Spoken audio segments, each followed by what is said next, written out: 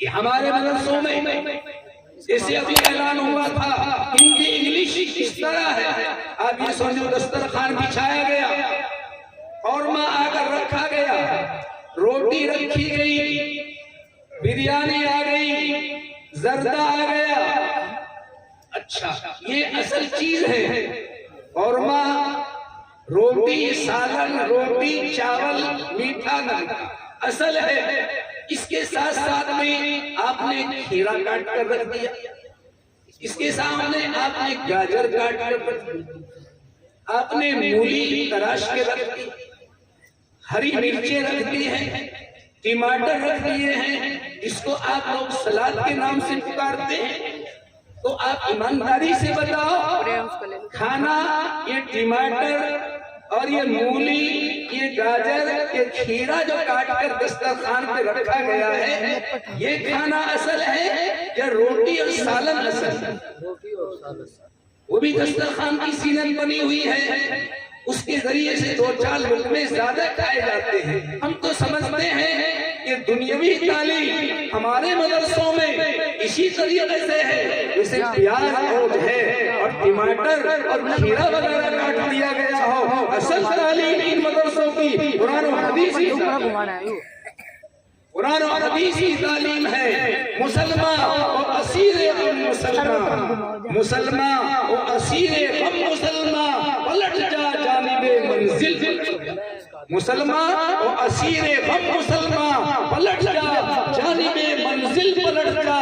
زمانہ ہے کہ آگے بڑھ رہا ہے تو 1400 برس پیچھے، تیری ترقی آگے بڑھنے میں نہیں ہے، مسلمان کی ترقی آگے بڑھنے میں نہیں ہے، پیچھے ہٹنے میں ہے۔ وہ تاریخ دہراؤ اور وہ اوصاف پیدا کرو، وہ کمالات پیدا کرو۔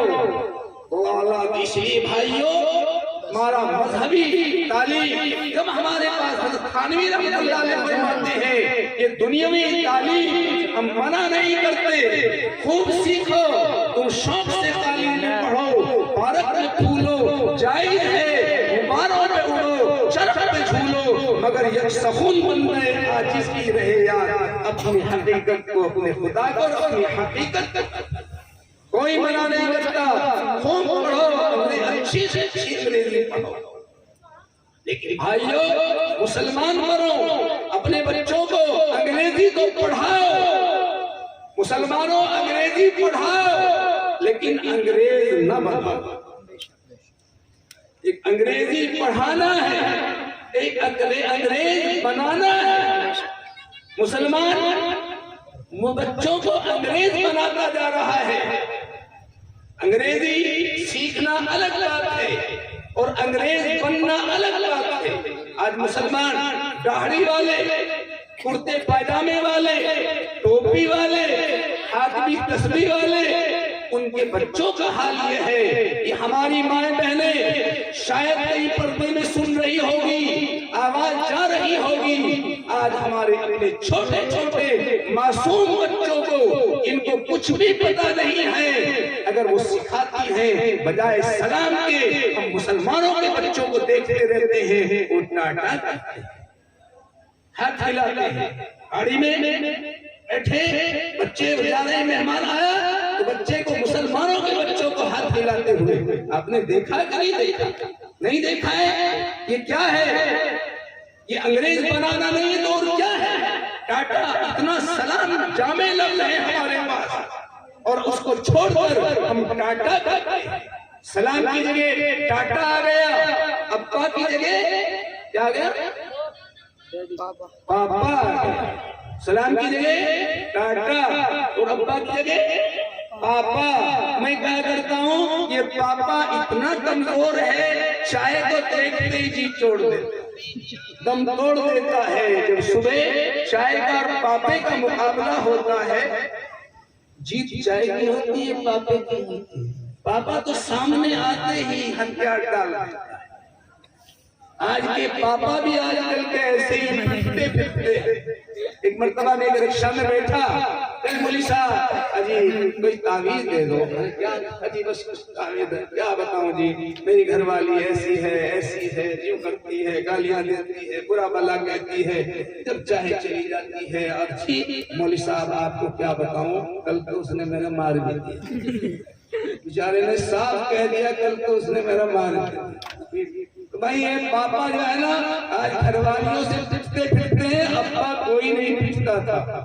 ان بوڑھوں سے پوچھو پٹے ہو گھر والی سے, پٹے ہیں ابھی نوجوان لڑکے. پہلے تو بادام کھلاوے گھر والیوں کو اور وہ پھر مونگ پھلی مانگے, مونگ پھلی پھلی لا کے دیتے. پہلے عادت خراب کرتے, باداموں پہ ڈال دیتے اور پھر مونگ پھلیاں بھی نہیں لا کر دیتے. تو بگاڑا تو ہم نے, ہم بگاڑ کرتے. حالات کیا پوچھے, کچھ نہ پوچھو. خیر بھائیو میرے بزرگوں, ان قرآن شریف کی تعلیم کو اپناؤ. واعتصموا بحبل اللہ جميعا ولا تفرقوا, اللہ کی رسی کو مضبوط پکڑو. تھانوی رحمۃ اللہ علیہ کی بات بتا رہا تھا. حضرت تھانوی رحمۃ اللہ علیہ نے فرمایا یہ دنیاوی تعلیم کو چکچکی پیسنا ہے. کیا ہے چکچکی پیسنا؟ جیسے چکچکی ہے, جیسے آنکھوں والی پیستی ہے, اندھی بھی پیس لیتی نہیں پیس لیتے. جو بھائی پہلے چکیاں ہوتی تھی, اندھیاں بھی پیستی تھی نہیں پیستی تھی آٹا. اس لیے بڑا یہ دنیاوی تعلیم کو چکی پیسنا ہے. ارے ہے دنیا کی تعلیم بھی سیکھو, اصل تعلیم اپنے مذہب کی تعلیم کو اپناؤ, اس میں کمال پیدا کرو, کمال پیدا کرو. جب اس میں کمال پیدا ہو جائے گا, یاد رکھیے دینی تعلیم جن کے پاس ہوتی ہے اللہ تعالیٰ ان کے ذہن کو بھی بڑا اونچا بنا دیتا ہے, ان کی ذہنیت بھی بڑی اونچی ہوتی ہے. اللہ تعالیٰ ان کو ذہانت بہت زیادہ دیتا ہے. ایک تو نہیں ہزاروں واقعات ہیں جس نے اللہ تعالیٰ نے جن کو دین کا فہم دیا. حدیث میں آتا ہے اللہ تعالیٰ جس سے محبت کرتا ہے اس کو دین کی سمجھ, اس سے اللہ محبت کرتا ہے. تو بھائیو خیر لمبی تقریر کا وقت نہیں ہے, میں نے قرآن شریف کی آیت پڑھی ہے میرے بھائیو. حضرت مولانا اشارہ دے کر گئے ہیں, حالات آ رہے ہیں, حالات سے نہ گھبراؤ. قرآن کریم اعلان کر کے کہتا ہے اس قرآن کو ہم نے نازل کیا ہے, اس کی حفاظت ہم کریں گے. اللہ تعالیٰ حفاظت کرنے والا ہے. بس بات اتنی ہے اگر ہم قرآن کریم کے ساتھ میں جڑ جائیں گے تو ہماری حفاظت ہو جائے گی, اور ہم قرآن شریف سے اعراض کریں گے تو ہم اس کی حفاظت سے نکل جائیں گے. خود آگے بڑھو, قرآن پاک کو سینے سے لگاؤ, قرآن پاک کے مطابق زندگی گزارنے کی کوشش کرو. ان مدرسوں کو مضبوط, جیسے مولانا کہہ کر گئے ہیں, مدرسوں کو مضبوط بناؤ. ہمارے استاد محترم حضرت علامہ مرحوم حضرت علامہ رفیع احمد صاحب رحمت اللہ علیہ فرمایا کرتے تھے, لوگوں اگر اپنے بچوں کو مسلمان رکھنا ہے ان مدرسوں سے تعلق قائم کرو. ان مدرسوں سے تعلق قائم کر دو. ہر ایک قوم فرفر اڑی جا رہی ہے, ہر ایک قوم فرفر اڑی جا رہی ہے, جو چلتی تھی گھٹنوں بڑھی جا رہی ہے. اے قوم مسلم تجھے کیا ہوا ہے, سواری سے پیدل چلی جا رہی ہے. گزارش میری ذرا دھیان کرنا, ادب سے تم کو کہی جا رہی ہے. ایو حالات ہیں. انشاءاللہ اللہ نے چاہا یہ مدرسے باقی رہیں گے, قرآن کی تعلیم باقی رہیں. لوگ کہتے ہیں یہ مسجدیں, آپ کو معلوم ہے ابھی لاک ڈاؤن کا معاملہ ہوا 2 سال پہلے, مسجدیں بند ہوئی, جیسے مولانا بھی فرما گئے, مسجدیں بند ہوئی, مدرسے بند ہو گئے. مسجدیں کو گویا تالے لگے, 2-2, 3-3 آدمیوں نے نماز پڑھی. لیکن مسلمانوں میں آپ سے پوچھتا ہوں, اس دور میں جبکہ مسجدیں بند تھی, مسجدوں میں تالے لگے ہوئے تھے, رمضان شریف آیا, ایمانداری سے بتاؤ اس لاک ڈاؤن میں قرآن کریم زیادہ پڑھا گیا یا کم پڑھا گیا؟ قرآن کریم نہیں پڑھا گیا, اتنا قرآن کریم پڑھا گیا ہے, اتنا قرآن کریم مسجدوں میں تراویح ہوتی ہے، لیکن لاک ڈاؤن کے موقع پہ گھروں میں تراویح ہوئی ہیں۔ بعض گاؤں والوں نے ہمیں بتایا ہمارے گاؤں میں ایک مسجد یا دو مسجد ہے، دو جگہ تراویح ہوتی تھی۔ اس سال ہمارے یہاں 8-10 جگہ قرآن کریم سنایا گیا، گھروں میں تراویح ہوئی ہیں، گھروں میں جمعے پڑھا دیے گئے، جو گھروں میں عید کی نمازیں ہوئی ہیں۔ ارے نماز پڑھنے والوں نے نماز کوئی قضا ہوئی ہے؟ نماز پڑھنے والوں کی بتاؤ تو صحیح۔ مسجدیں چاہے بند ہوئی، لیکن بے نمازی کا تو حال کیا؟ لیکن نمازیوں کی نماز قضا ہوئی ہے کیوں بھائی؟ ہوئی ہے؟ نماز پڑھی کہ نہیں پڑھی؟ اپنے گھروں میں پڑھی یا مسجدوں میں پڑھی؟ اللہ تعالیٰ کا نظام ہے، جب اس نے چاہا مسجدوں میں بلا کر مسجدوں کا ثواب دیا، اور جب اللہ نے چاہا تو گھروں میں نماز پڑھوا کر ثواب دیا۔ مسجدوں کا ثواب جتنوں نے گھروں میں نماز پڑھی ہے، گھروں میں گویا تراویح ہوئی ہے، یاد رکھو ان کو ثواب، ہمارا یقین ہے، عقیدہ ہے، ان کو مسجدوں ہی کا ثواب دیا گیا۔ ہمارے حضرت حاجی امداد اللہ صاحب مہاجر مکی رحمت اللہ علیہ کے پاس ایک آدمی بیٹھا ہوا تھا، نیک آدمی تھا، کہنے لگے حضرت ایک ہفتے سے بیت اللہ میں حاضری نہ ہو سکی، ایک ہفتے سے بیت اللہ میں حاضری نہ ہو سکی، بیماری کی وجہ سے بیمار تھا، بیت اللہ میں حاضری نہ ہو سکی۔ جب وہ چلا گیا حضرت حاجی صاحب نے فرمایا یہ نیک ہے، دیندار ہے، لیکن عارف نہیں ہے۔ نیک تو ہے، عارف نہیں ہے، اگر عارف ہوتا تو اس کو قلق نہ ہوتا۔ نمازیں بیت اللہ میں چھوٹنے کا جب تک اللہ نے چاہا بیت اللہ میں بلا کر بیت اللہ کا ثواب دیا، اور جب اللہ نے چاہا بستر پر لٹا کر گھر میں نماز پڑھوا کر بیت اللہ کا ثواب دیا۔ بیماری میں اگر جماعتیں چھوٹ جاتی ہے، یاد رکھو جماعت کا ثواب ملتا ہے، جماعت کا پابند ہے، لیکن بیماری میں مسجد میں نہیں جا سکا، مسجد کا ثواب ملے گا۔ پوچھ لینا مولانا مفتی عمران صاحب بیٹھے، ایک آدمی ہمارے شیخ محترم حضرت مولانا شاہ محمد مسیح اللہ خان صاحب رحمت اللہ علیہ نے ایک مرتبہ فرمایا اگر کوئی آبادی سے باہر کسی کا مکان ہے، آبادی سے باہر ہے، اندھیری رات ہے، جنگل میں مکان ہے، اگر مسجد میں نماز کے لیے آتا ہے، بچے ڈرتے ہیں، دہشت کھاتے ہیں، اس لیے اب وہ بچوں کی رعایت کرتے ہوئے وہ گھر میں وہاں سے مسجد میں آئے گا۔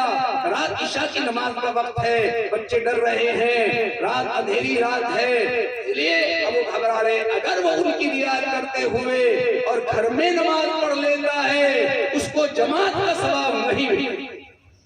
اگرچہ اس نے اپنے گھر میں نماز پڑھی ہے، لیکن جماعت کا ثواب اس کو وہیں دیا جائے گا، وہیں دیا جائے گا۔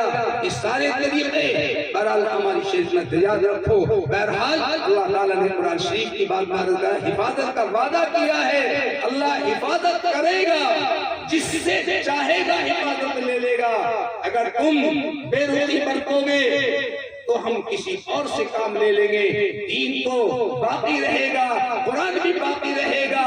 جب قرآن نہ رہے گا زمین نہ رہے گی، آسمان نہ رہے گا، آسمان پھٹ پڑے گا، سورج بے نور ہو جائے گا، ستارے جھڑ پڑیں گے، سارا نظام درم ہو جائے گا۔ جب تک قرآن باقی ہے، یہ مدرسہ آپ کا باقی ہے، یہ قرآن پاک کے پڑھنے پڑھانے والے حافظوں کی جماعت جب تک باقی ہے، قیامت آ نہیں سکتی۔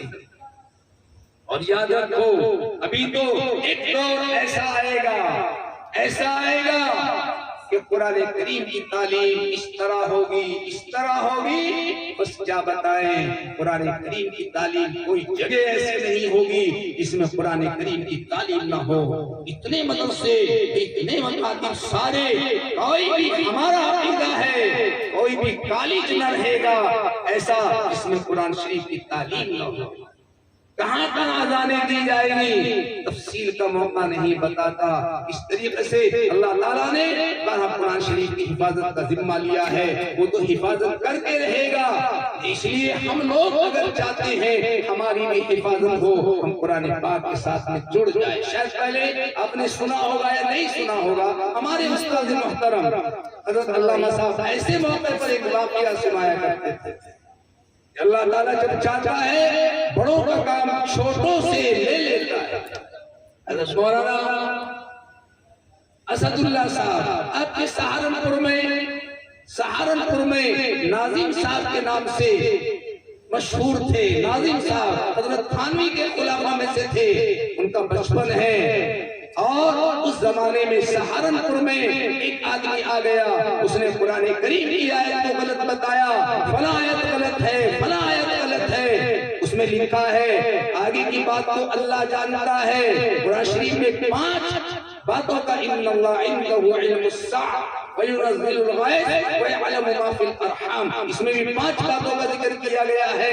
آگے کیا ہوگا اللہ کے علاوہ کوئی نہیں جانتا۔ اس نے کہا میں آگے کی باتوں کو جانتا ہوں، یہ قرآن کی آیت غلط ہے، میں 1 سال بعد میں کیا ہوگا، 6 مہینے بعد میں کیا ہوگا میں بتا دوں گا۔ جب اس نے یہ اعلان کیا، حضرت مولانا اسد اللہ صاحب ناظم صاحب بستہ ہاتھ میں ہیں، مدرسے سے آ رہے ہیں، راستے میں ایک پتھر اٹھایا اور اس لیے اٹھا کر اپنے بستے میں رکھ لیا، اور جہاں وہ اعلان کر رہا تھا وہاں پہنچے۔ لوگوں نے کہا ارے کہاں جاتا ہے، یہ دیکھتا ہوں یہ کیا کہتا ہے۔ بچہ پڑھنے والا ہے، آگے چلا جاتا ہے، وہ کرسی پہ بیٹھے ہوئے ہیں اور یہاں جہاں پہ بیٹھے ہوئے وہ اعلان کر رہے ہیں، ورنہ ہم نے سنا ہے تو قرآن شریف کی آیت کو غلط بتاتا ہے کہ ہاں قرآن کہتا ہے آگے کی بات تو اللہ جانتے ہیں، نہیں میں بھی جانتا ہوں، میں 6 مہینے کے بعد میں کیا ہوگا بتا دوں گا، 1 سال کے بعد میں کیا ہوگا بتا دوں گا۔ حضرت مولانا اسد اللہ صاحب نے فرمایا بتا دے گا کہ ہاں 1 ہفتے کے بعد کی بات بھی بتا دے گا، کہ ہاں مہینے کی 6 مہینے بعد کی بھی بات بتا دوں گا۔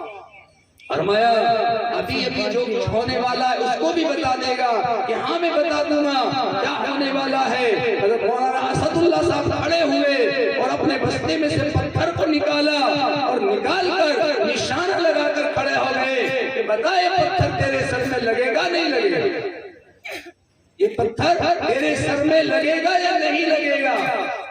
نشانہ لگا لیا، اس نے سوچا اگر یہ یوں کہہ دوں نہیں لگے گا یہ فوراً مار دے گا، اگر کہہ دوں لگے گا تو نہیں مانے گا، اس کے ہاتھ میں میدان چھوڑ کر بھاگ گیا۔ بتائے پتھر تیرے سر میں لگے گا کہ نہیں لگے گا، میدان چھوڑ کر بھاگا۔ اور اللہ تعالیٰ اس طرح جس سے چاہتے ہیں کام لے لے۔ حضرت امام ابو حنیفہ کا واقعہ بھی ہمارے استاد سنایا کرتے تھے۔ امام ابو حنیفہ رحمۃ اللہ علیہ تشریف پر جا رہے ہیں، ایک مجمع لگا ہوا ہے، ایک آدمی کرسی پہ بیٹھا ہوا سوال کر رہا ہے اور کوئی اس کا جواب نہیں دے رہا۔ حضرت امام ابو حنیفہ آگے بڑھے، آگے بڑھ کر لوگوں نے کہا کہاں جاتا ہے کہ دیکھتا ہوں یہ کیا کہتا ہے، کہ بڑے بڑے دانشور اہل علم لوگ بیٹھے ہیں، وہ اس کی باتوں کا جواب نہیں دے رہے، تو کیا جواب دے گا؟ فرمایا کسی کو حقیر نہ جانو، اللہ جب چاہتا ہے بڑوں کا کام چھوٹوں سے لے لیتا ہے۔ آگے بڑھے، کرسی کے قریب آئے اور کیا سوال کرتا ہے؟ اس کا پہلا سوال یہ تھا خدا نے اس وقت کیا کام کیا ہے، یہ سوال تھا، کئی سوال تھے۔ حضرت امام ابو حنیفہ رحمت اللہ علیہ نے فرمایا ارے تجھ سے تو سوال کرنا بھی نہیں آتا، اناڑی پلی سے سوال کر رہا ہے، کیوں کہ سوال کرنے والا نیچے ہوتا ہے، جواب دینے والا اوپر ہوتا ہے، تو کرسی پہ بیٹھ کے سوال کر رہا ہے، نیچے آ کے سوال کر ہم جواب دیں گے۔ وہ بات ماننے کی تھی، سب نے کہا صحیح کہا صحیح کہا۔ وہ پادری یا جو بھی تھا وہ آیا، کرسی چھوڑی، نیچے کھڑا ہو گیا۔ امام ابو حنیفہ رحمۃ اللہ علیہ جہاں وہ بیٹھا ہوا تھا وہاں بیٹھے اونچائی پر، اور اب سوال کیا سوال کرتا ہے؟ اس نے پہلا یہ سوال کیا بتاؤ خدا نے اس وقت کیا کام کیا ہے؟ حضرت امام ابو حنیفہ رحمۃ اللہ علیہ نے فرمایا تجھے پتہ نہیں ہے، خدا نے اس وقت یہ کام کیا ہے، تجھ سے کرسی چھین کر مجھے دی ہے، مجھے نیچے کھڑا کیا۔ خدا نے اس وقت یہ کام کیا ہے، تجھ سے کرسی چھین کر مجھے دی ہے، مجھے نیچے کھڑا کیا، یہ کام کیا ہے۔ حیران رہ گیا۔ دوسرا سوال کیا خدا کا منہ کدھر ہے؟ وہ تیرے گھر میں چراغ جلتا ہے کہ نہیں؟ کہ ہاں تیرے گھر کے چراغ کا منہ کدھر ہے؟ میرے گھر کا چراغ کا منہ تو چاروں طرف ہے۔ فرمایا اللہ نور السماوات والارض، اللہ میاں زمین کا بھی نور ہے، آسمان کا بھی نور ہے۔ اللہ اللہ کو ایک طرف دیکھتا ہے اس کا منہ تلاش کرتا ہے. اس سوال کیا پھر آگے جواب دیا خدا کہاں رہتا ہے؟ حضرت امام ابو حنیفہ نے فرمایا تیرے اندر روح موجود ہے. یہاں تیرے بدن کی روح کہاں رہتی ہے؟ یہ بدن کے ہر حصے میں رہتی ہے. ہوا معکم اینما کنتم، جہاں بھی تم ہو میں وہیں موجود ہوں. اللہ تعالیٰ فرماتے ہیں اللہ بھی ہر جگہ موجود ہے. آخر نے ایک سوال یہ کیا خدا سے پہلے کیا تھا؟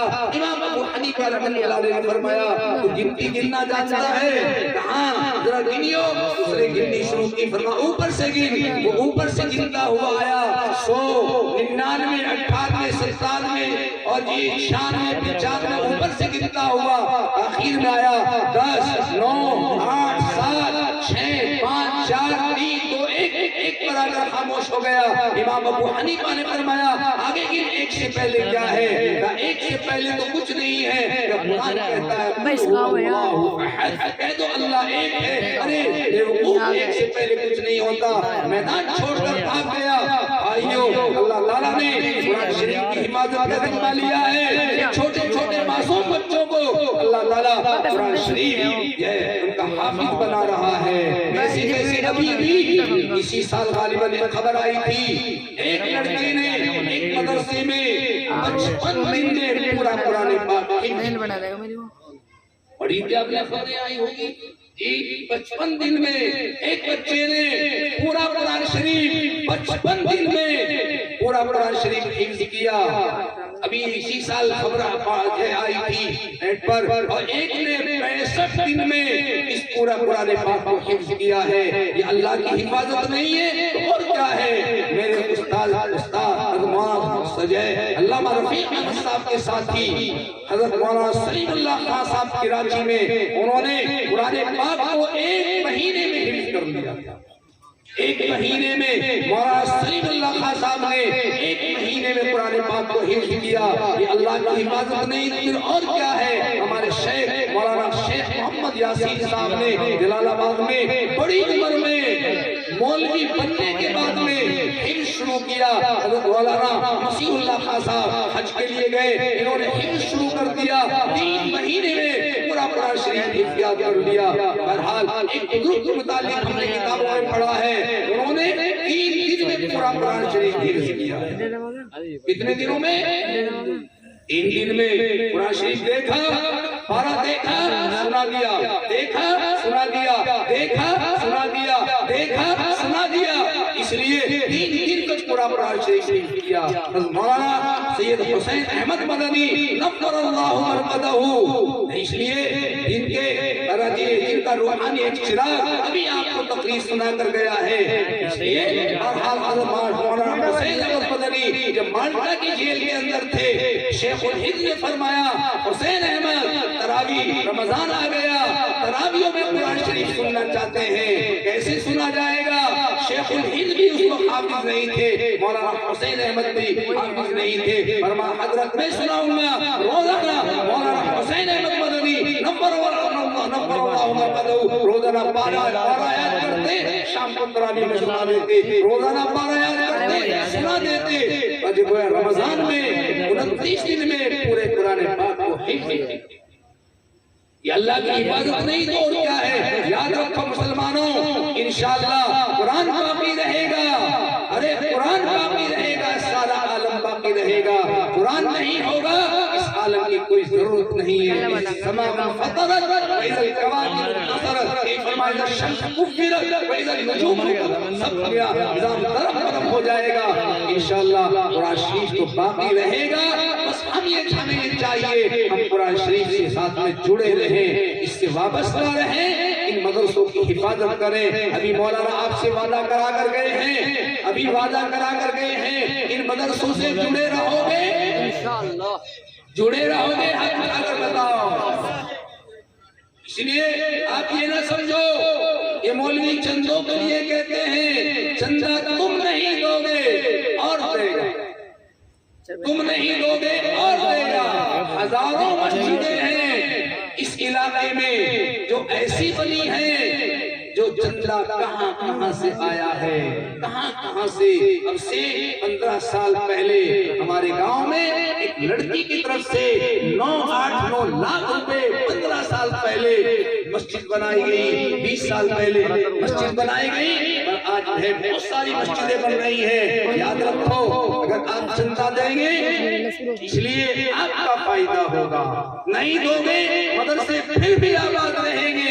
حضرت مولانا حسین احمد مدنی نور اللہ مرقدہ نے تابلیغ کے جلسے میں ایک مرتبہ فرمایا، ان سے چندہ لے لو، زبردستی لے لو، ان کی جیبوں میں سے نکال لو، ہم تمہارے لیے مانگ رہے ہیں، اپنے لیے نہیں مانگ رہے۔ کیا فرمایا؟ ہم تمہارے لیے مانگ رہے ہیں اور ملت کے قوم کے بچے پڑھیں گے۔ آئیے مدرسہ ہمارے صوفی محمد الیاس صاحب، اللہ تبارک و تعالیٰ ان کو صحت اور تندرستی کے ساتھ میں اس مدرسے کی نگرانی سادہ دنوں تک کرتے رہنے کی توفیق عطا فرمائے۔ یہ چمک انہوں نے لگایا، یہاں یہ 20 سال تک کوئی ایسا نظام رہا، کوئی تعلیم کا نظام نہیں تھا، اور 20 سال تک یہ مکتبی شکل نہیں ہے، اور کوئی بچہ حافظ نہ ہو سکا، لیکن بہرحال جب سے حافظ صاحب صوفی جی کے نے اس کو سنبھالا ہے، اللہ کا شکر ہے، ہر سال حافظ ہوتے رہتے ہیں۔ پہلے سال بھی، اس سال بھی 4 حافظ اس سال بھی مدرسے نے دیے ہیں۔ یہ 4 حافظ آسمان کے ستون ہیں، آسمان کے قرآن پاک کا جو حافظ ہوتا ہے وہ آسمان کا ستون ہے۔